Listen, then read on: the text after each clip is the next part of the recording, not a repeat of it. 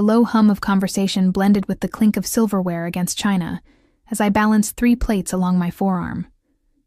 Sweat beaded at my temples despite the restaurant's aggressive air conditioning. Friday nights at Bianchi's were always chaos. Beautiful, profitable chaos that meant my rent would be paid next month. "Table 7 needs more bread," Marco hissed as he passed, his server's jacket immaculate compared to mine, which had already collected a constellation of sauce splatters. I nodded, scanning the dining room with tired eyes. 8 hours into a double shift, my feet screamed in protest with each step. But I needed this job. I needed the tips. Since Mom's medical bills started piling up, I'd been picking up every available shift, leaving only enough time to crash on my lumpy mattress before starting all over again. The restaurant's amber lighting cast everyone in a warm, forgiving glow, transforming Bianchi's from an overpriced Italian place into something almost magical. Crystal glasses sparkled. Patrons in designer clothes laughed at jokes that probably weren't that funny. The scent of garlic, basil, and reduction sauces hung in the air, masking the faint smell of my drugstore perfume that had faded hours ago. I was invisible here. Just another set of hands delivering $40 pasta dishes. Until I wasn't. The shift in the restaurant's atmosphere was subtle at first, a quieting of conversation near the entrance. The maitre d's' posture straightening to attention. Then the whispers spread like ripples in still water. "That's him. Don't stare. I heard he owns half the waterfront now." I was refilling water glasses at table 9 when the party arrived. 3 men in suits that cost more than my car. 2 flanking a third, taller, broader, like satellites orbiting a dark star. They moved with practiced synchronicity. The 2 outer men scanning the room with cold efficiency, while the center figure seemed to glide rather than walk. "Sophia?" Marco grabbed my elbow, fingers digging in with urgency.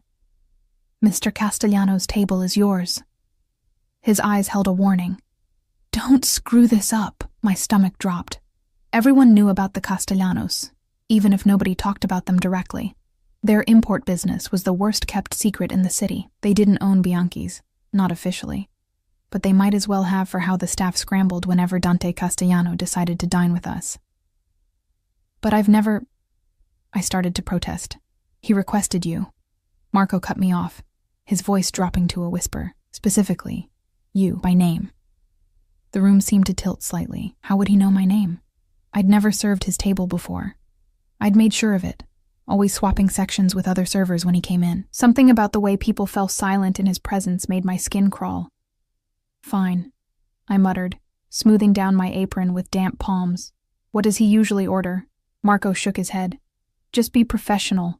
Don't make eye contact for too long. And for God's sake, don't spill anything." By the time I approached their table, my heart was hammering against my ribs. The 2 bodyguards sat facing outward, eyes constantly moving across the restaurant. But Dante Castellano was looking directly at me, waiting.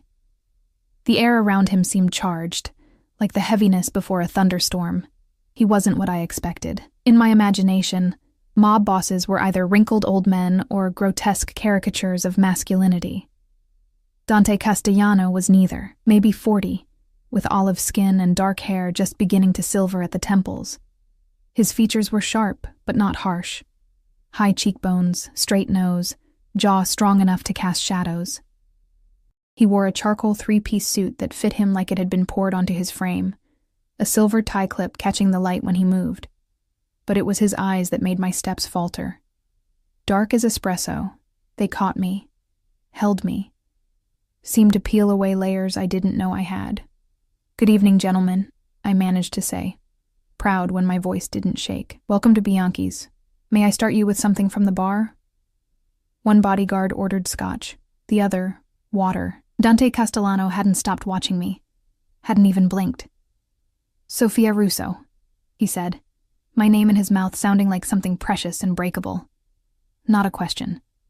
A statement. I froze. "Yes, sir." "Interesting." He tilted his head slightly. "You've been avoiding me. For months now." Heat rushed to my face. "I don't know what you switch sections with Marco, or Gabriella. Sometimes Anthony." His voice was quiet but carried authority in each syllable. Every time I come in, the other men at the table kept their eyes averted, as if this conversation wasn't happening, as if their boss knowing a waitress's schedule wasn't deeply unsettling. I'm sorry if that seemed unprofessional, I managed, clutching my notepad so tightly my knuckles whitened. One corner of his mouth lifted, not quite a smile. I didn't say I was offended. He leaned back, his posture relaxed, but still commanding every inch of space around him. I'll have the Macallan. Neat. I nodded, scribbling the order before retreating to the bar on shaking legs. Behind me, I could feel his gaze like a physical weight between my shoulder blades. You okay? Asked Dario, our bartender, as he prepared the drinks. You look like you've seen a ghost. He knows my name, I whispered. He knows when I switch sections. Dario's hands paused for a fraction of a second before resuming their practiced movements. Castellano notices everything. It's how he stayed alive this long. But why me? I'm nobody. Dario slid the drinks onto my tray, avoiding my eyes. Nobody is nobody to men like him, Sophia. Be careful. I returned to the table, setting each drink down with exaggerated care. When I placed Dante's scotch before him, his fingers brushed against mine. Deliberately, I was certain. The brief contact sent an electric current up my arm. The chef has prepared a special menu this evening, I recited, the words feeling mechanical. Would you like to hear the selections? The men nodded, but their eyes weren't on me. Something had changed in the restaurant's atmosphere. The bodyguards had subtly shifted, their attention focused on the entrance. I glanced over my shoulder to see a group of 4 men being seated across the restaurant. They looked ordinary enough, business suits, moderate watches, but the temperature in the room had dropped 10 degrees. When I turned back, Dante Castellano was watching the newcomers with an expression I couldn't read. Something dangerous flickered behind his eyes. The selections can wait, he said softly. Tell me, Sophia, how long have you worked here? 3 years, sir. And you know the regulars well, I imagine. I nodded, unsure where this was going. Most of them. He gestured with his chin toward the new table. Those men. Do they come in often? My throat went dry. Whatever game was being played here, I wanted no part in it. I don't recognize them, sir. He studied me for a long moment, then nodded once as if confirming something to himself. He lifted his glass, swirling the amber liquid before bringing it to his lips. That's when I saw it. A slight discoloration in the scotch. Almost imperceptible, but the lighting caught it just right. A faint, cloudy swirl that shouldn't be there in a neat pour. My hand shot out before I could think, fingers wrapping around his wrist. Don't drink that. The restaurant seemed to freeze, his bodyguards tensed, hands moving toward concealed weapons. Dante himself went perfectly still, his eyes locking onto mine with predatory intensity. Excuse me? His voice was dangerously soft. My heartbeat thundered in my ears. I was suddenly, painfully aware of my hand on his wrist, the warm skin, the steady pulse beneath my fingertips. Slowly, I withdrew my touch. I'm sorry, but I swallowed hard, lowering my voice to a whisper. There's something wrong with your drink. His expression didn't change, but something sharpened in his gaze. Explain. It's cloudy, just slightly, but... I hesitated, my eyes darting to the men at the other table, then back to him. My father was a bartender for 30 years. He taught me what drinks should look like. That's not right. A heavy silence settled over the table. One of the bodyguards reached for the glass, but Dante stopped him with a subtle gesture. Instead, he lifted the tumbler himself, examining it against the light without drinking. Get the manager, he told one of his men, who immediately rose and disappeared toward the kitchen. To me, he said, stay here. Don't move. What happened next was a blur. The manager appeared, white-faced and stammering. Dante spoke to him in low, measured tones. The scotch was taken away. The men at the other table suddenly found reason to leave, their food untouched. 2 unfamiliar men in dark suits materialized at the restaurant's entrance, watching them go. Through it all, I stood rooted to the spot, terror and confusion warring inside me. I'd inserted myself into something dangerous, something I should have ignored. People who crossed the Castellanos didn't fare well. Everyone knew that. When things finally quieted, Dante Castellano turned his attention back to me. The restaurant had largely emptied, though I couldn't recall hearing an announcement. "Sit down, Sophia," he said, gesturing to the chair beside him. Not across the table. Beside him. "I should get back to my other tables," I whispered, though I knew I had none left. "Sit." I sat, perched on the edge of the chair like a bird ready to flee. His cologne enveloped me, something expensive and subtle, notes of cedar and bergamot. "Do you understand what you did tonight?" he asked, his voice almost gentle. I shook my head, eyes fixed on the tablecloth. "Look at me." Reluctantly, I raised my gaze to meet his. Those dark eyes seemed to contain multitudes, intelligence, danger, and something else I couldn't name. "You saved my life," he said simply. My lips parted in surprise. It might have just been a bad batch or... No. He cut me off. It wasn't.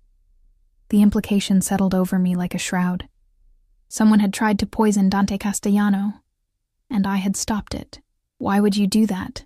he asked, genuine curiosity in his tone. "You've been avoiding me for months. You know who I am, what I do. Why not just let it happen?" I thought about lying, about saying something noble or brave. But the truth tumbled out instead, because it wasn't right, I said softly. "Whatever else you might be, whatever you might have done, no one deserves to be poisoned while they're just trying to have dinner." Something shifted in his expression. A softening around the eyes, perhaps, or a slight release of tension in his jaw. He studied me as if I were a puzzle with pieces that didn't quite fit. "You have no idea what you've done, do you?" he murmured, more to himself than to me. "The scales that have tipped tonight." Before I could respond, the manager reappeared, leaning down to whisper something in Dante's ear. His expression hardened again, all traces of softness vanishing. "We need to leave," he said, rising from his chair. "And you're coming with us." Fear clutched at my throat. "What? No, I can't. I have to finish my shift." "Your shift is over."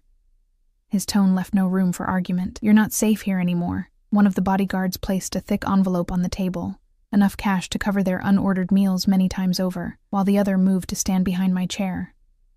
"Mr. Castellano, please," I began, panic rising in my chest. "I don't want any part of this. I just saw something wrong with a drink." He leaned down, bringing his face close to mine.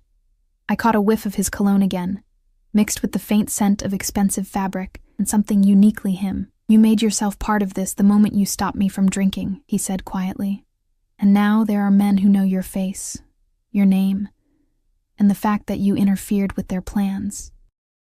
His eyes held mine, intense and unwavering. "They'll be coming for you, Sophia Russo. The only question is whether you'll be under my protection when they do." The restaurant's exit loomed before me, dark and forbidding. Beyond it waited Dante Castellano's world, a place of danger and power I'd spent years avoiding. But behind me lurked unseen enemies, faceless men who'd marked me as a target. With trembling legs, I stood. Sometimes the only choice is which danger to face. I took a step toward the door, and Dante Castellano's hand came to rest at the small of my back. Proprietary, protective, dangerous. I had saved his life. Now he owned mine. The night air hit my face like a slap, cool and damp with the promise of rain.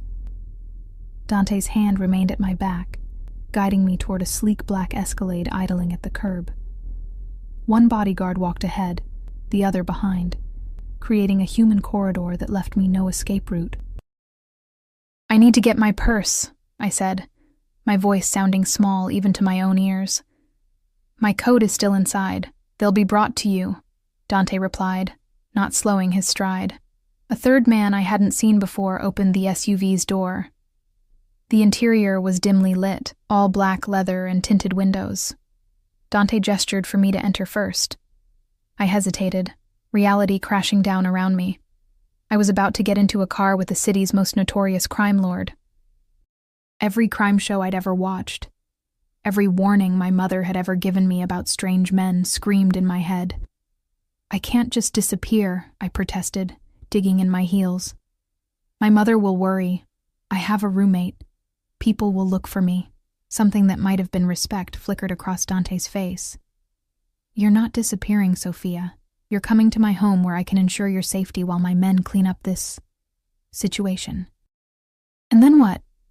I just go back to my life like nothing happened? The ghost of a smile touched his lips. Let's discuss the future when we're not standing exposed on a public street. A distant flash of headlights caught my attention. A car turning onto our street too fast, engine revving. One of Dante's men noticed too, his posture stiffening. Inside. Now. Dante's tone left no room for argument, as he practically lifted me into the vehicle, sliding in after me. The door had barely closed when I heard it, the sharp crack of gunfire. The driver accelerated immediately, tires squealing against asphalt. I gasped, instinctively ducking down. Stay low, Dante instructed calmly, one hand pressing me further into the seat while the other reached inside his jacket. He produced a matte black handgun with practiced ease, holding it ready but not aiming. The SUV swerved hard, throwing me against Dante's solid frame. More gunshots echoed behind us, but they sounded farther away now. Through the rear window, I glimpsed another black vehicle cutting off our pursuers. Backup team has engaged, reported the driver, his voice mechanical and professional. We're clear to proceed to the primary location. Dante nodded once, not putting away his weapon, but relaxing his grip slightly. His other arm had somehow wound around my shoulders, holding me securely against him. I could feel his heartbeat through his suit jacket. Steady and strong, not racing like mine. Are you hit? He asked, his voice low near my ear. No, I managed, though I wasn't entirely sure. Everything had happened so fast. He pulled back slightly, dark eyes scanning my face and body for injuries. Finding none, he relaxed marginally, though his arm remained around me. Breathe, Sophia, he instructed. Slow and deep. You're safe now. Safe was relative when bullets had just flown past the car, but I tried to obey, drawing a shuddering breath into lungs that felt too tight. The adrenaline made everything hyper-real, the buttery softness of the leather seats, the faint scent of Dante's cologne, the coldness of the air conditioning against my flushed skin. Those men, I whispered. They were trying to kill you, and now they're trying to kill me too. Yes. No sugarcoating. No reassurances that I was imagining things. Just a simple acknowledgement of the danger. Because I stopped you from drinking that scotch. His eyes held mine. Because you showed loyalty to someone you had no reason to protect. It wasn't loyalty, I protested. It was just human decency, a rare commodity in my world. Something like sadness crossed his features before disappearing behind his composed mask. One I won't forget. The city lights streamed past the windows as we traveled deeper into the wealthy northern district. Rain began to fall, fat droplets streaking across the glass and refracting the neon signs and streetlights into kaleidoscopic patterns. I wrapped my arms around myself, suddenly aware I was still in my waitress uniform, black slacks and a white button-down with sauce stains on the sleeve. My hair had partially escaped its practical ponytail, and I hadn't had a chance to reapply makeup since my shift began 14 hours ago. Next to Dante's immaculate appearance, I felt shabby and small. As if reading my mind, he removed his suit jacket and draped it over my shoulders. The fabric was warm from his body and smelled of him, that subtle cologne and something uniquely masculine. Thank you, I murmured automatically, drawing it closer around me. You're in shock, he said, not unkindly. It will pass. I nodded, not trusting my voice. The events of the evening swirled in my mind like the cloudy scotch I'd spotted in his glass. What if I hadn't noticed? What if I'd let him drink it? Would I still be at Bianchi's, blissfully unaware as a man died at table 11? The SUV slowed, turning through an ornate wrought-iron gate that opened automatically at our approach. We drove up a long, winding driveway flanked by perfectly manicured trees, illuminated by subtle landscape lighting. At the end stood a mansion that looked like it belonged on a Mediterranean cliff, rather than the outskirts of our industrial city. All clean lines and warm stone, with soaring windows that glowed golden from within. Welcome to my home, Dante said, as the vehicle came to a stop under a covered portico. I'd seen mansions in magazines and movies, but nothing prepared me for the reality of Dante Castellano's residence. The front door was opened by a gray-haired man in a simple black suit before we even exited the car. "Federico," Dante acknowledged him with a nod. "We have a situation, and a guest." The man, presumably some kind of butler or house manager, didn't so much as blink at the gun still visible in Dante's hand, or the unexpected visitor wrapped in his jacket. "I'll prepare the blue suite," he replied smoothly, "and inform security of the updated protocols." Dante helped me from the car, his hand returning to the small of my back as he guided me inside. The entrance hall was a soaring 2-story space with a curved staircase and marble floors. Crystal chandeliers cast warm light over artwork that looked museum-worthy. Everything spoke of old money, of wealth accumulated over generations, rather than the gaudy flash of new riches. "Are you hungry?" Dante asked, watching me take in my surroundings. I shook my head, though I realized I hadn't eaten since a hastily consumed sandwich during my break hours ago. Food was the furthest thing from my mind. "A drink, then," he decided, steering me toward what appeared to be a study or library off the main hall. The room was masculine, but not aggressively so. Dark woods and leather furniture softened by textured rugs and warm lighting. Built-in bookshelves lined one wall, filled with leather-bound volumes. A fireplace occupied another, its mantel adorned with a single oil painting of a coastal Italian town. Dante guided me to a leather couch, then moved to a sideboard where crystal decanters gleamed. I noticed he checked each one carefully before pouring, sniffing the contents with subtle caution. "Old habits," he said, catching my observation. "In my position, paranoia is just good sense." He brought me a tumbler with a splash of amber liquid, brandy. "It will help with the shock." I accepted it with trembling fingers. "Do you always bring home waitresses who prevent your assassination?" The question surprised a genuine laugh from him, a warm, rich sound I wouldn't have expected from someone so controlled. "You'd be the first." He settled into an armchair opposite me, loosening his tie slightly, but otherwise appearing as composed as he had at the restaurant. Only the gun now resting on the side table hinted at the violence we'd narrowly escaped. "You have questions," he stated, sipping his own drink. I took a small swallow of the brandy, warmth blooming in my chest as it went down. "About 1,000,000. Start with one." I considered carefully. There were practical questions. How long would I stay here? What would happen to my job, my apartment, my mother? But something more fundamental nagged at me. "How did they know?" I asked. "The men who tried to poison you. How did they know you'd be at Bianchi's tonight?" Approval flashed in his eyes. "A good question. Someone talked. Someone close. A traitor." He nodded once. "My organization is undergoing changes. Not everyone is pleased with the direction I'm taking our business interests." I knew what that meant, even if he couched it in euphemisms. The Castellano crime family was evolving, perhaps becoming more legitimate, and the old guard wasn't happy. "And stopping the poisoning means I've chosen a side," I said slowly, understanding dawning, even though I didn't know there were sides.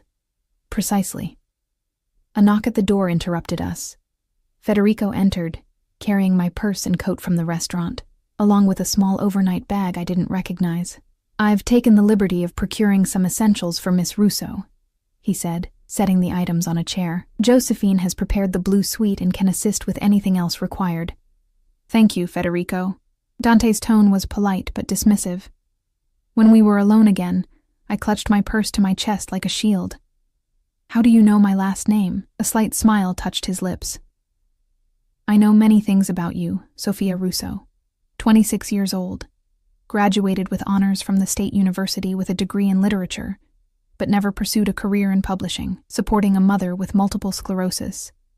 Living in a small apartment with a roommate named Ellie Chen, taking double shifts at Bianchi's to make ends meet."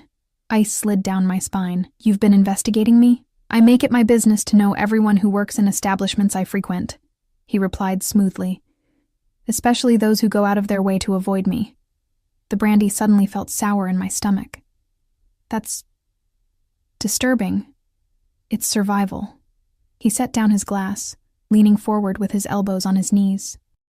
The position should have made him seem less intimidating, bringing him to my level. But somehow it only emphasized the controlled power in his frame. Your avoidance intrigued me. Most people in service positions attempt to curry favor with me, not hide from me. I just wanted to stay uninvolved, I whispered, to keep my head down and take care of my mom. Something softened in his expression. And yet here you are, involved in the most dramatic way possible.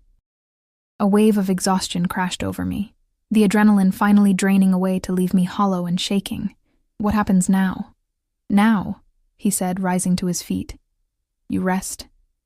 Tomorrow we'll discuss arrangements for your safety and your mother's. My head snapped up. My mother? Is she in danger too? Anyone connected to you could be used as leverage. He stated it as simple fact. My men are already watching her apartment. She'll need to be moved to a secure location until this is resolved. Panic fluttered in my chest. She needs her medical equipment, her medications. She can't just be moved like furniture. All her needs will be accommodated. His tone allowed no argument. Your mother's safety isn't negotiable, Sophia. I pressed my fingers to my temples, feeling a headache building. And how long will this situation last? Until I find the traitor in my organization and eliminate the threat. Again, the matter-of-fact way he referenced murder made me flinch. Dante moved to stand before me, extending his hand. After a moment's hesitation, I took it, allowing him to pull me to my feet. Standing this close, the height difference between us was more apparent. The top of my head barely reached his shoulder. I know this is overwhelming, he said, his voice gentler than before, but I protect what's mine, Sophia. And tonight, you made yourself mine. A shiver that wasn't entirely fear traced its way down my spine. I'm not yours. You saved my life. His fingers brushed a stray lock of hair from my face, the touch feather-light, but sending electricity through me. In my world, that creates a debt that can never truly be repaid. But I will try. Before I could respond, the door opened again, revealing a middle-aged woman with silver-streaked dark hair pulled into a neat bun. Miss Russo, I'm Josephine. I'll show you to your room now. I stepped back from Dante, suddenly aware of how close we'd been standing. His hand fell away from my face, but his eyes held mine for a moment longer. Rest, he said softly. We'll talk in the morning. Josephine led me up the curved staircase and down a hallway lined with more expensive artwork. The blue suite turned out to be a bedroom larger than my entire apartment, decorated in shades of slate blue and silver. A 4-poster bed dominated one wall, while floor-to-ceiling windows overlooked manicured gardens illuminated by subtle landscape lighting. A door to one side revealed an ensuite bathroom with a shower and soaking tub that could fit 3 people. There are clothes in the wardrobe that should fit, Josephine explained, opening double doors to reveal a walk-in closet already stocked with women's clothing in approximately my size. If you need anything during the night, press this button. She indicated an intercom near the bed.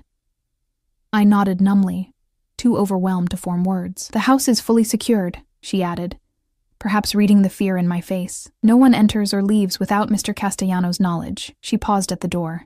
You're safe here, Miss Russo. Safer than anywhere else in the city tonight.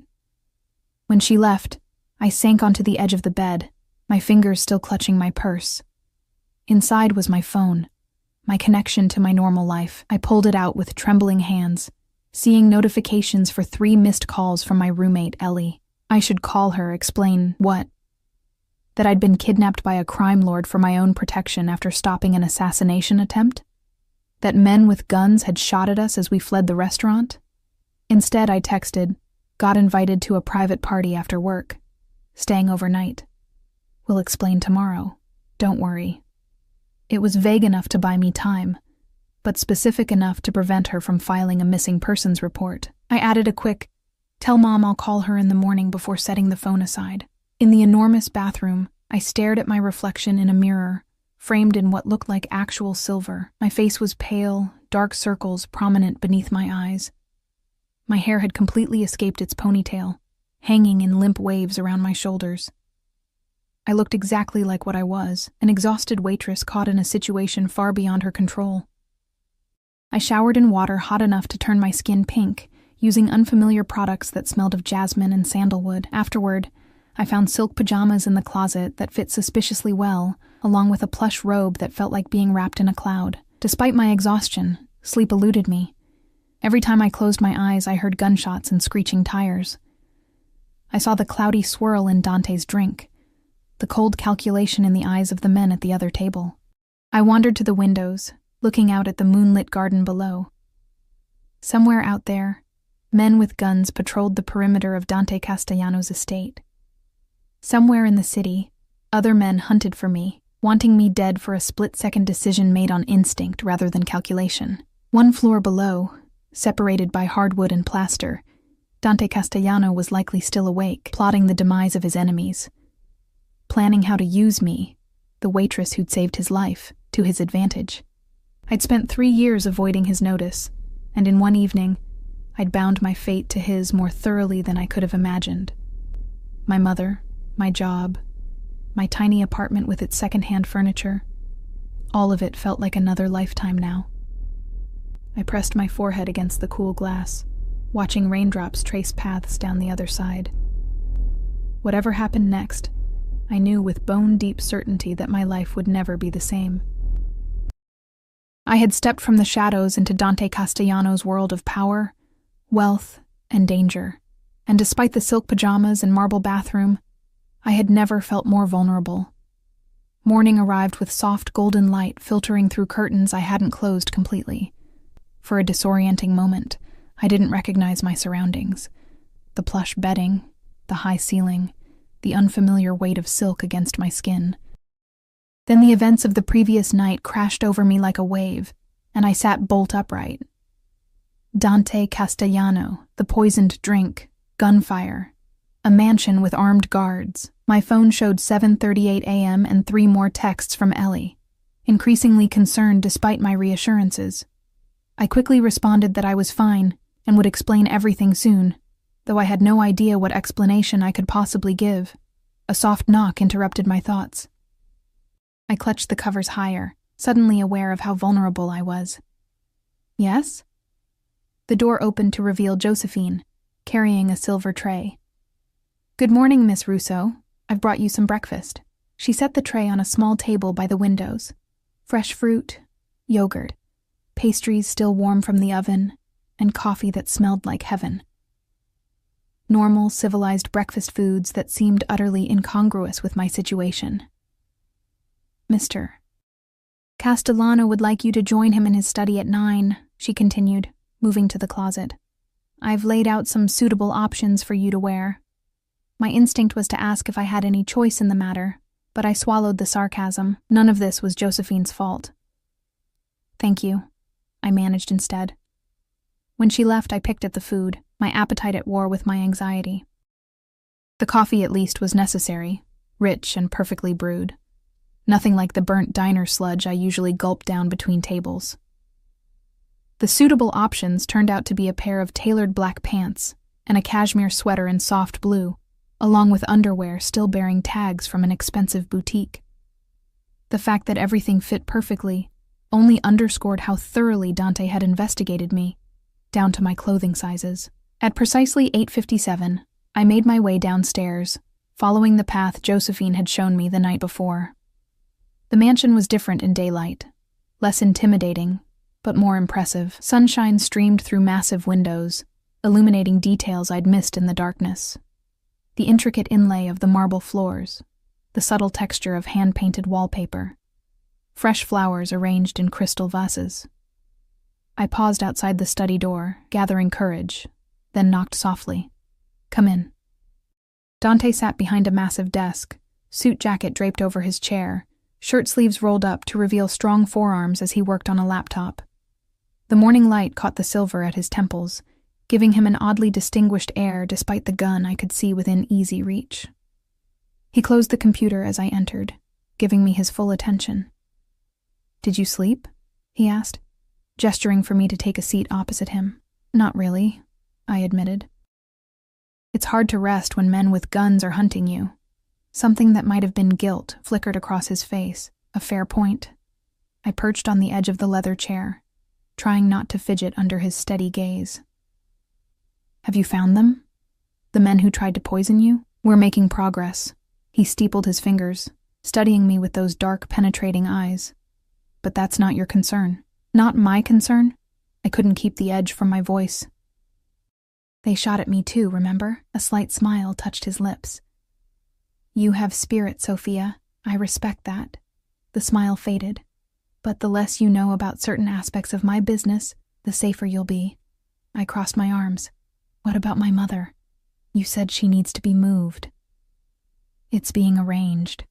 I've secured a fully accessible apartment in a building I own. Medical equipment is being delivered today, along with a private nurse who can assist with her care. My mouth fell open. I can't afford... You're not paying for anything. His tone made it clear this wasn't negotiable. Consider it partial repayment for what you did. And what about my job? My apartment? My life? I can't just disappear into your world. Dante leaned back, regarding me thoughtfully. Your manager at Bianchi's has been informed you're taking a leave of absence for a family emergency. Your roommate will be told the same. As for your apartment, you can keep it if you wish, but you won't be returning there until I'm certain it's safe. The methodical way he'd taken over every aspect of my existence should have infuriated me, but underneath the high-handedness was a stark reality. He was trying to keep me alive. How long? I asked quietly. I don't know, he admitted. Days, possibly weeks. And I'm just supposed to stay here, a prisoner in a gilded cage? His expression hardened. You're not a prisoner, Sophia. You're under my protection. There's a difference. Really? Because it feels the same from where I'm sitting. He stood suddenly, moving around the desk to lean against it directly in front of me, close enough that I had to tilt my head back to maintain eye contact. In the sunlight, I could see flecks of amber in his dark eyes, a surprising warmth in what I'd thought was pure obsidian. You saved my life, he said, voice low and intense. Do you understand what that means to a man like me? Not just gratitude, but obligation, honor. In my world, there is nothing more sacred than a life debt. I swallowed hard, acutely aware of his proximity, of the subtle heat radiating from his body. I didn't do it to put you in my debt, which only increases the obligation. His hand moved as if to touch my face, then dropped away. I know this situation isn't what you would choose, but it's the reality we face, so we can waste time fighting against it, or we can make the best of it. Before I could respond, a sharp knock interrupted us. The door opened to reveal one of the bodyguards from the previous night, his expression grim. Sir, we have a situation with the mother. I was on my feet instantly. What about my mother? Is she hurt? Dante placed a steadying hand on my arm. What happened, Antonio? She's refusing to leave her apartment. Says she won't go anywhere without speaking to Sophia first. And there's a complication. Her nurse is there, asking questions. Fear clutched at my chest. Mom's daytime nurse, Lynette, was protective and suspicious by nature. If strange men showed up trying to move Mom to a new location, of course she'd resist. I need to speak to her, I said urgently. She'll panic if strange men try to force her to move. Dante nodded once. Get her on the phone, he instructed Antonio. Secure line, no location data. While the bodyguard made the call, Dante turned to me. Tell her only what she needs to know. That you're safe, that the move is temporary, that her medical needs will be met. I'm not going to lie to my mother. I'm not asking you to lie. I'm asking you to be selective with the truth. His eyes held mine. Do you want her worrying that her daughter is being hunted by killers? He had a point. Mom's condition was aggravated by stress. Learning that I'd stumbled into the middle of a mob war would definitely qualify as stressful. Antonio returned with a sleek black phone, holding it out to me. It's connecting now. I took a deep breath and accepted the device. Mom. Sophia. Her voice, familiar and worried, made my throat tighten. What's going on? There are men here saying I need to move immediately for my safety. Lynette is about to call the police. Mom, it's okay, I soothed, turning away from Dante's watchful gaze. There's been a situation, but I'm fine. These men are helping us. Helping how? Sophia, you're scaring me. Where are you? I closed my eyes, hating the fear in her voice. I'm safe, I promise. I did something last night. Something good. but it's complicated. These men work for someone who wants to thank me by making sure we're both taken care of for a while. A long pause. This sounds suspicious, Sophia. Very suspicious. I know it does. I tried to inject confidence I didn't feel into my voice, but I promise it's legitimate. They're moving you to a fully accessible apartment with all your equipment. Everything will be paid for, including a private nurse. It's just temporary until things settle down. What things? What did you do?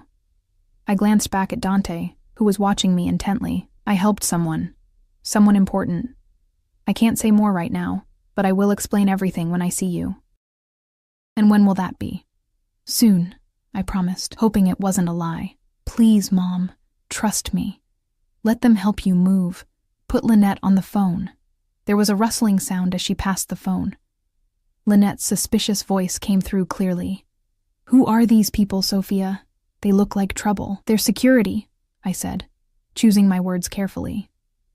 Private security for a very wealthy client. I did him a favor, and he's returning it by making sure Mom is comfortable and safe while I help with a project. A project? Lynette repeated skeptically. What kind of project requires armed guards? I closed my eyes. Of course she'd noticed the weapons. It's complicated. Please, Lynette, just help Mom with the move. Everything's being handled professionally, I promise. After several more minutes of reassurances, Lynette reluctantly agreed. I spoke to Mom again, doing my best to sound confident and calm rather than terrified and confused. When I finally ended the call, my hands were shaking. You handled that well, Dante observed, taking the phone from my trembling fingers. I just lied to my mother. You protected her from unnecessary worry, he corrected. There's a difference. The echo of our earlier exchange wasn't lost on me. Protection versus imprisonment. Truth versus lies. The lines were blurring, and I wasn't sure where I stood anymore. Antonio returned to the study, this time accompanied by a tall man with salt and pepper hair and the bearing of someone used to giving orders.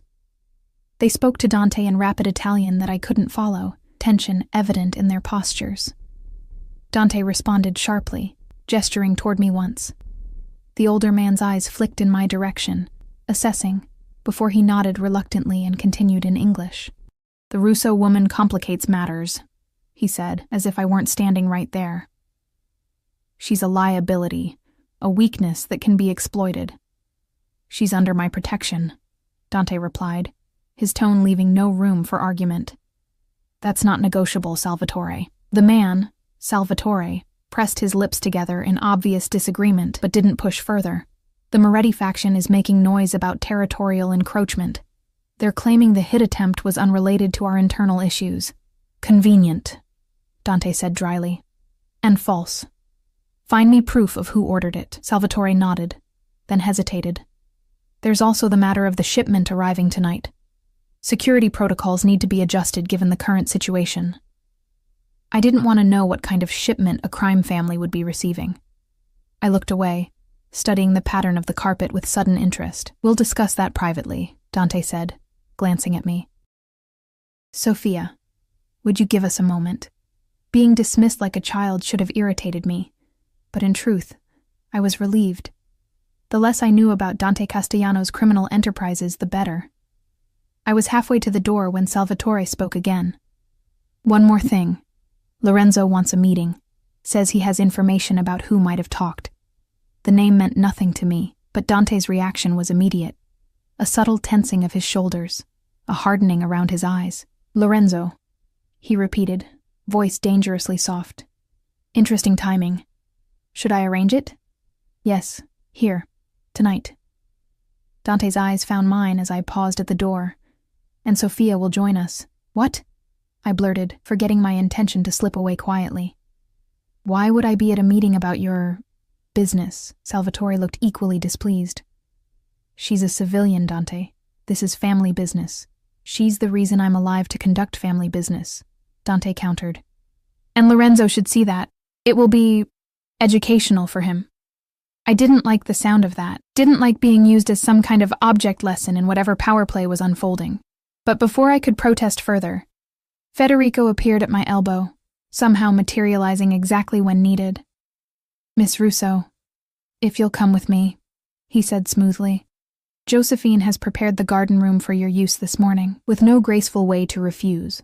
I followed Federico from the study, Dante's calculating gaze following me until the door closed behind us. The garden room turned out to be a sun-filled conservatory, filled with plants and comfortable furnishings.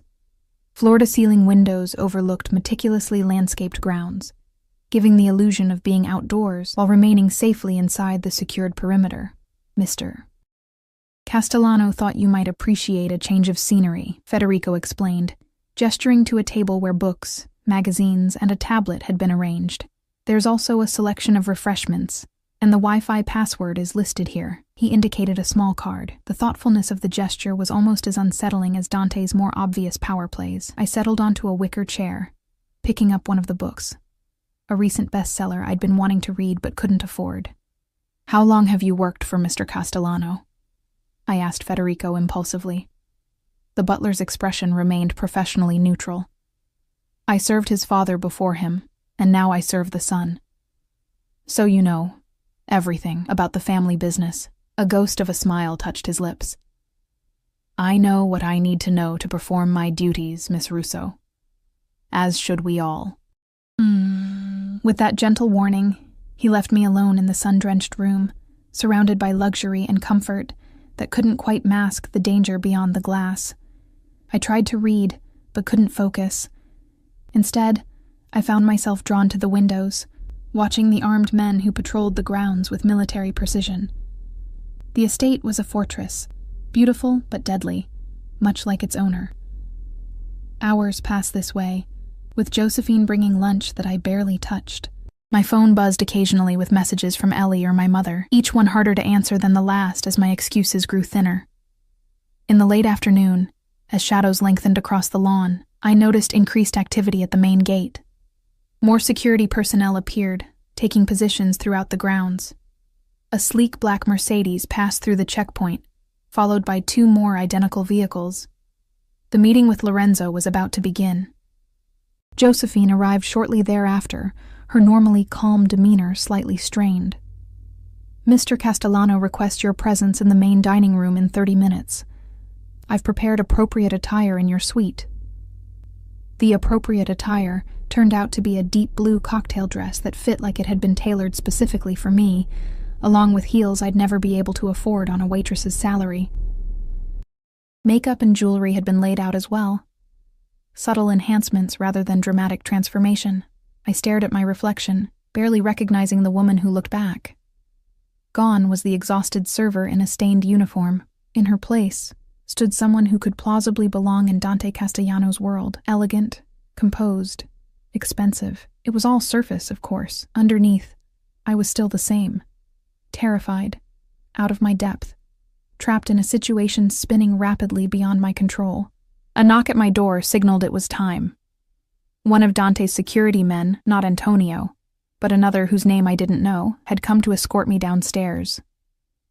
His expression was professionally blank as he led me through the mansion to a formal dining room I hadn't seen before. Dante was waiting at the bottom of the staircase, his gaze traveling over me with unmistakable appreciation. He wore a different suit than earlier, this one a deep charcoal that emphasized the breadth of his shoulders and the lean strength of his frame. A blood-red tie provided the only splash of color. You look beautiful, he said simply. I look like someone else, I countered. Someone who belongs in this house. Something flickered in his eyes, satisfaction perhaps, or triumph. Perhaps that's not coincidence. Before I could decipher his meaning, he offered his arm. After a moment's hesitation, I placed my hand in the crook of his elbow, feeling the solid muscle beneath the fine fabric.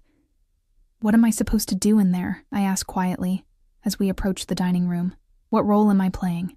You're playing no role at all, he replied, his voice equally low. You're simply being yourself, the woman who saved my life when she had every reason not to. And why does that matter to Lorenzo? Dante paused, turning to face me fully. His expression was more serious than I'd seen it yet, something almost vulnerable in his gaze. Because Lorenzo is my half-brother, he said quietly. And I need to know whether he tried to have me killed. The dining room fell silent as we entered, all eyes turning to assess us, or more accurately, to assess me. 8 men in expensive suits sat around a massive mahogany table, their expressions ranging from curiosity to outright hostility.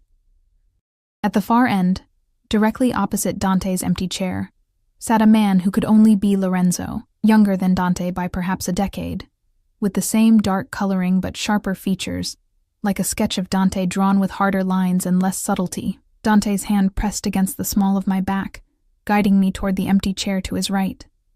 I moved as gracefully as possible in the unfamiliar heels, feeling Lorenzo's gaze follow me with calculated interest. "Gentlemen," Dante said, his voice carrying effortlessly in the hushed room. "This is Sofia Russo. No explanation, no context. Just my name, presented as if it should mean something to these dangerous men. The Waitress," Lorenzo filled in, a slight smirk playing at his lips. "Your savior," the way he said it, dripping with innuendo, made my skin crawl. Dante's expression remained neutral, but I felt the subtle tension in his body as he took his seat. "Yes," he replied simply. "The woman who prevented my assassination when it would have been far easier to look the other way." An uncomfortable silence settled over the table, broken only by the arrival of Federico and 2 staff members bearing trays of appetizers and wine. The food was exquisite, delicate portions of seafood and vegetables arranged like artwork. But I could barely manage more than a few bites. My stomach knotted with anxiety. The men discussed business matters in terms vague enough to be meaningless to outsiders. Shipping schedules, distribution channels, personnel changes, while I picked at my food and tried to appear both attentive and uninterested. The perfect accessory, neither threatening nor completely oblivious. Throughout the meal, I felt Lorenzo watching me, assessing. Whenever I looked up, his eyes would slide away, but the weight of his attention remained. Dante noticed too, his hand occasionally finding my knee beneath the table, in what might have been reassurance or possession. I wasn't sure which. As the main course was cleared, Dante finally addressed the real purpose of the meeting. "Tell me about this information you have, Lorenzo. Who talked about my dinner plans at Bianchi's?" Lorenzo dabbed his mouth with a linen napkin, setting it aside with deliberate care. "One of the kitchen staff," he said smoothly. "A dishwasher named Miguel. Been working there 3 months. Apparently he overheard the reservation confirmation and passed it along for a few $100s. And how did you come by this information?" Dante's tone was conversational, but I could sense the trap being laid. Lorenzo shrugged. "I have connections in that neighborhood. People talk to me." He glanced at me with a thin smile. "Especially service workers. They see everything but are treated like they're invisible." I kept my expression neutral, though the implication was clear. I was just another service worker who'd seen something and should have remained invisible. "Interesting," Dante said, swirling his wine thoughtfully.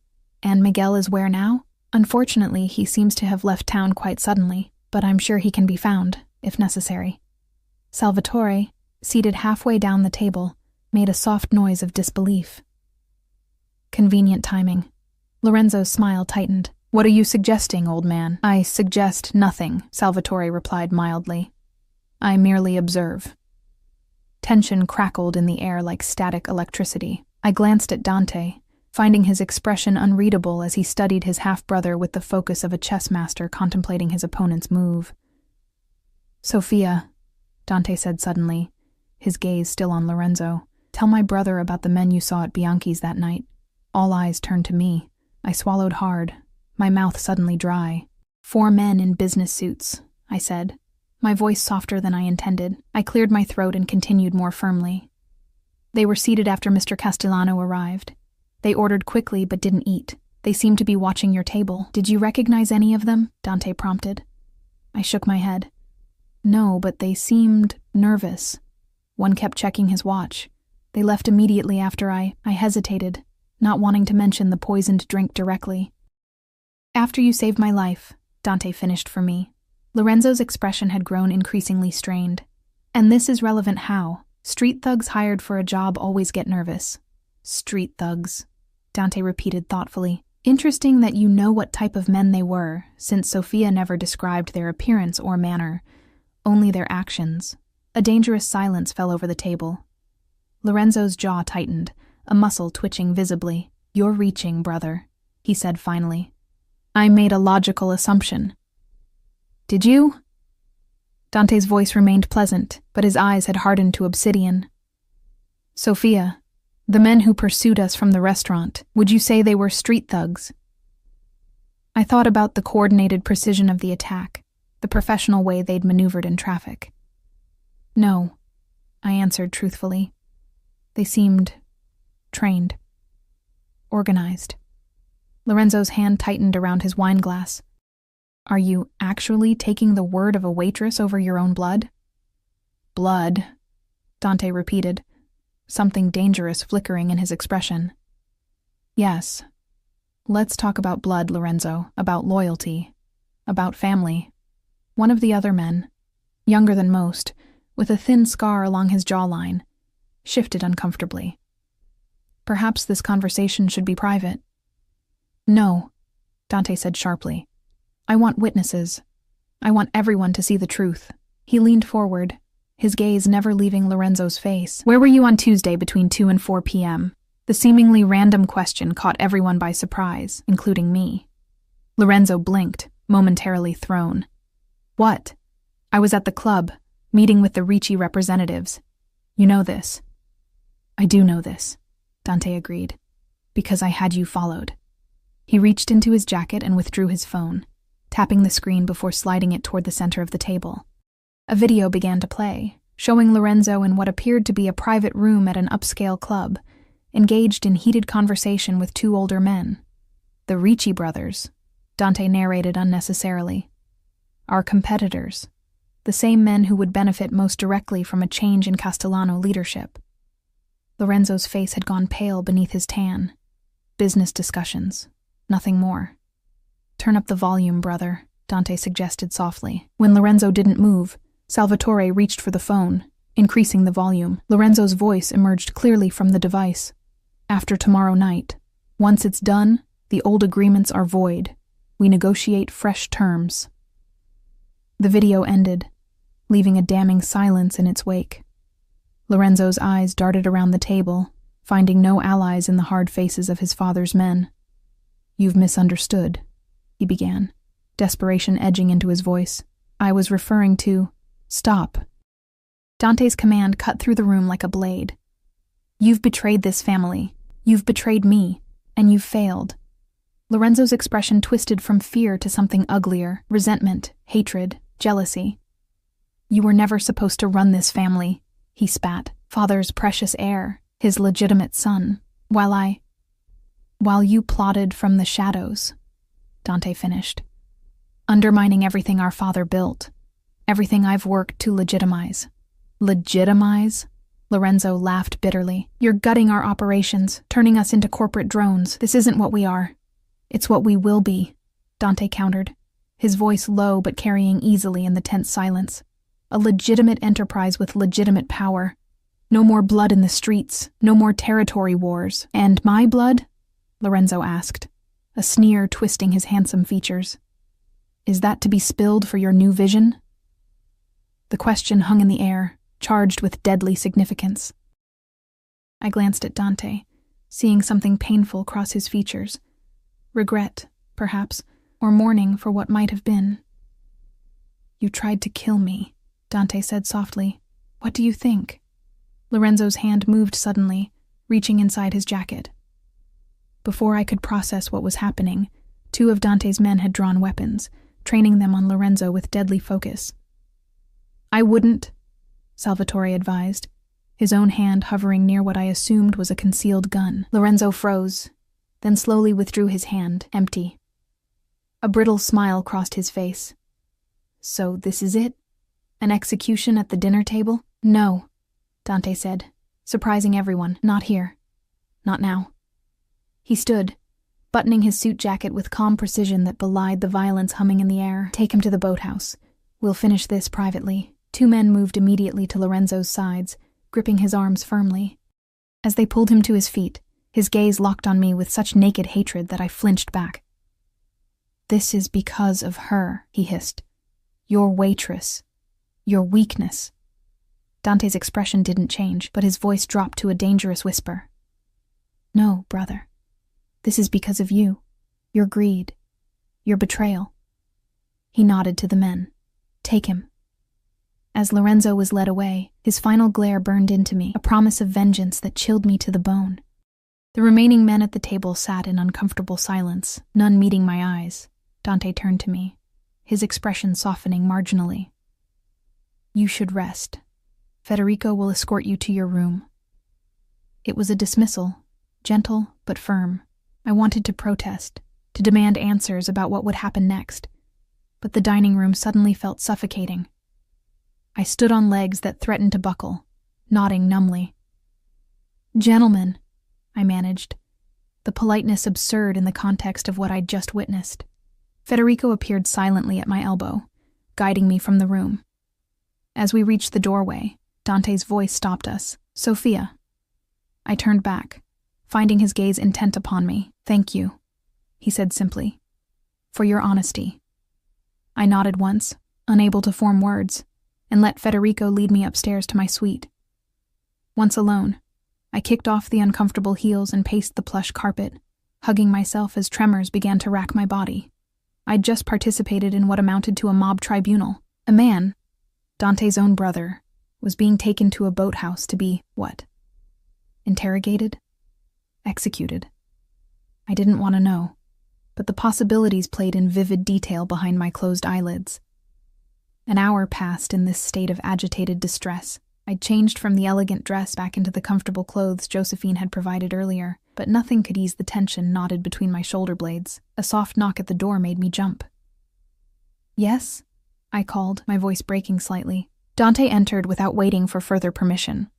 He'd removed his tie and jacket, and several buttons of his shirt were undone, revealing a glimpse of tanned skin and what looked like the edge of a tattoo. He carried 2 glasses of amber liquid, extending one to me. Drink, he said simply. You need it. I accepted the glass automatically, taking a sip that burned down my throat. Is he dead? The question emerged before I could stop it. Dante's eyes met mine, unflinching. No. But he will be. It wasn't a question. He took a long swallow from his own glass before answering. Lorenzo has been removed from the family. He'll live out his days far from here, under guard, with no contact with anyone from his former life. It was more merciful than I'd expected, though still a death sentence of sorts. Because he's your brother? Half-brother. Dante corrected automatically, then sighed. But yes, blood still counts for something, even tainted blood. I sank onto the edge of the bed, suddenly exhausted. What happens now? Dante studied me for a long moment. Now the real work begins, finding everyone connected to the plot, securing our position, ensuring no one else gets ideas about removing me from power. And me? What happens to me? He moved closer, setting his glass aside to crouch before me, bringing us to eye level. You remain under my protection, Sophia. That hasn't changed. For how long? I whispered. His hand rose to cup my cheek, the touch surprisingly gentle from someone I'd just watched condemn his own brother to exile. As long as necessary. I should have pulled away, should have maintained some distance, some barrier between myself and this dangerous man who dealt in life and death with such casual authority. Instead, I found myself leaning into his touch, craving comfort even from the source of my fear. I never wanted this, I said, my voice barely audible. Any of it. I know. His thumb traced my cheekbone with unexpected tenderness. But here we are.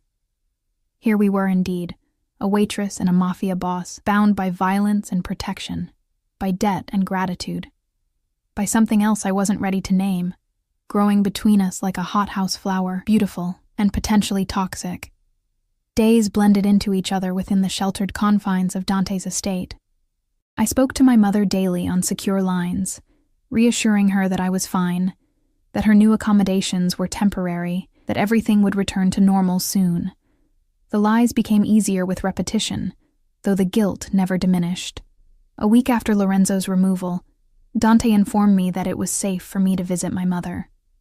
The anticipation of leaving the estate, even briefly, filled me with both excitement and anxiety. I'd grown accustomed to the predictable rhythms of life behind Dante's walls: breakfast in the garden room, walks around the manicured grounds with armed guards discreetly shadowing me, dinners with Dante when his business allowed. "There are rules," he told me as we stood in his study, his security team reviewing the route one final time. "You don't go alone. You stay with Antonio and Marco at all times. You return here before dark." I nodded, too grateful for the opportunity to argue with his conditions. "Thank you for arranging this." His expression softened slightly. "Your mother needs to see you, and you need to see her." The drive to my mother's new apartment took place in an armored SUV with tinted windows, Antonio beside the driver, and Marco next to me in the back seat. The city looked both familiar and strange after my seclusion. The same buildings and streets, but viewed through a lens of heightened awareness. Every pedestrian, every passing car became a potential threat in my newly paranoid mindset. Mom's new accommodations were stunning. A corner unit in a luxury building with wide doorways for her wheelchair, custom height countertops, and state-of-the-art medical equipment that made her previous setup look primitive. Her private nurse, a competent woman named Valerie, who'd replaced Lynette, discreetly withdrew when I arrived, giving us privacy while Antonio and Marco took positions outside the door. "Sophia," Mom breathed, opening her arms to me. I fell into them, breathing in her familiar scent, lotion and the lavender sachets she kept in her drawers. "Let me look at you." She held me at arm's length, her keen eyes taking in details I'd thought I'd concealed, the shadows under my eyes despite carefully applied makeup, the tension I carried in my shoulders. "You've lost weight," she observed. "And you're not sleeping." I attempted a smile. "I'm fine, just adjusting to everything." "Which is what exactly?" She gestured around the luxurious apartment. "You still haven't explained any of this. Who is this man who suddenly decided to be our benefactor? What did you do for him?" I perched on the ottoman near her wheelchair, choosing my words carefully. "I noticed something wrong at the restaurant. Something that could have hurt him. I warned him, and he's grateful. Grateful enough to provide all this?" Her skepticism was evident. "Sophia, I raised you to recognize when something seems too good to be true. It's complicated, Mom. Uncomplicate it for me." Her tone held the no-nonsense authority that had guided me through childhood and adolescence. I sighed, offering a version of the truth with the sharpest edges filed down. "He's a businessman. Powerful. Someone tried to harm him at the restaurant. I noticed and stopped it. Now those people might want to harm me too, as retaliation. He's protecting both of us until it's safe." Mom's eyes widened. "Harm him how? Are you in danger?" "Not anymore," I assured her, taking her hands in mine. "His security is the best. No one can touch us." She squeezed my fingers, her grip still strong despite her illness. "This businessman, what's his name?" I hesitated, but there was no point hiding it. She could easily look up the building's owner. "Dante Castellano." Her face paled, confirming my suspicion that she recognized the name. "The Castellanos? Sophia, I know what they are," I interrupted gently. "Or what they've been. He's changing things, moving the business in legitimate directions." "You're defending him." It wasn't a question, but an observation tinged with worry. "I'm just stating facts." Mom studied me with the penetrating gaze that had always seen through my childhood fibs. "You're involved with him, aren't you? Not just as someone under his protection." "No," I protested, though the denial felt hollow. "It's not like that." "Then what is it like?" I struggled to define the complex relationship that had developed between Dante and me. He was my protector, yes, but also my captor in a sense. My savior, and the source of my danger. In the week since Lorenzo's exile, something had shifted between us. Lingering glances, conversations that stretched late into the evening, a growing comfort in each other's presence that couldn't be explained by mere circumstances. "I don't know," I admitted finally, "but I'm safe." "And so are you." Mom didn't look convinced, but she changed the subject, updating me on her therapy progress and the books she'd been reading. We spent the afternoon in the familiar comfort of each other's company, carefully navigating around the dangerous truths neither of us was ready to fully acknowledge. When Antonio signaled it was time to leave, Mom held me tightly, whispering fiercely in my ear, Remember who you are, Sophia. Don't lose yourself in his world. The warning echoed in my mind during the drive back to the estate, through the security checkpoint, and into the grand foyer where Dante waited, his expression revealing nothing about how he'd spent the hours of my absence. "How is she?" he asked, as the guards discreetly withdrew. "Adjusting," I replied. "Suspicious. Worried about me." A slight smile touched his lips. "A mother's prerogative. She knows who you are, what the Castellano name means. Most people in this city do." He gestured toward the study. "Join me for a drink?" I followed him into the now familiar room, accepting the glass of wine he poured me. Over the past week, we'd fallen into a routine of evening conversations here, Dante at his ease in one of the leather armchairs, me usually on the couch, maintaining a safe physical distance, while our minds drew closer through dialogue. Tonight, however, something felt different. A tension hummed in the air between us, amplified by my visit to my mother and her parting warning. "You've been patient," Dante observed, studying me over the rim of his glass. "Confined here, separated from your life, most people would be demanding answers, timelines, guarantees by now." I shrugged. "Would demands change anything?" "No," he admitted. "But most would make them anyway." "I'm not most people." His eyes darkened. "No, you're not." Something in his tone made my pulse quicken. I took a sip of wine to hide my reaction. "How much longer?" I asked finally. "Until it's safe." Dante set his glass aside, his expression turning serious. "The immediate threat has been neutralized. Lorenzo's co-conspirators have been dealt with, but there will always be threats in my world, Sophia. Always someone who wants what I have, what I've built. So never," I translated. "It will never be completely safe."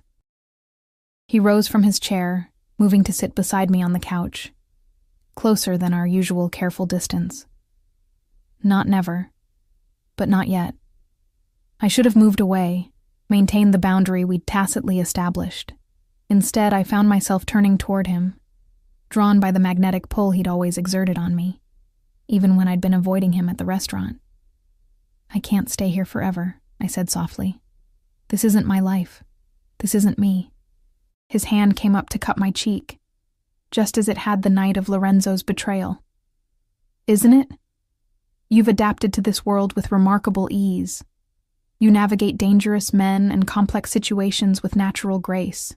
You've shown loyalty, discretion, courage. That doesn't make me belong here, doesn't it?"